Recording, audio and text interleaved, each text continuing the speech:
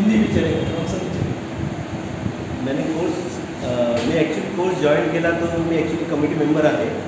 पण माझ्या कमिटीमध्ये असं मला वाटलं की काही काही गोष्टी होत नाही, म्हणून मी फोन करून विचारलं. तर त्यासाठी मी कोर्स जॉईन केला.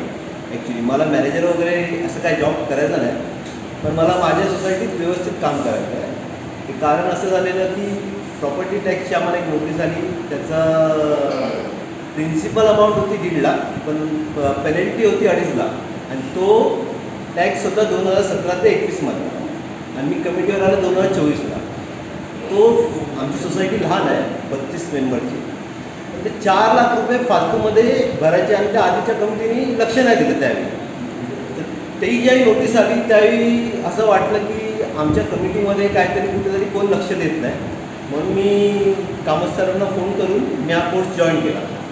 कोर्स जॉईन केल्यावर खूप काही गोष्टी समजल्या, ज्या खूप चांगल्या शिकवल्या. भरसर बाय लॉज कसे असतात, कसे समजून घ्यायचे, त्यांचे लेक्चर खूपच छान वाटले. म्हणजे खूप काही गोष्टी शिकण्यासारख्या आहेत, आणि त्याचा फायदा घेऊन मी माझी कमिटी चालवेल. आणि असं मला वाटतं, मला जॉबचं तरी एवढं नाही, पण मला माझी कमिटी चालवायची. Thank you sir. एक साल पहले मुझे आपका नाम रिकमेंड किया था मिस्टर कारिक करके, जो आपके यहाँ से society management course and GDC करके गए थे. एंड एक कोर्स करने के बाद भी बहुत सारे एक्सपीरियंस, भरसक के एक्सपीरियंस जो भी हमको सुनने को मिले.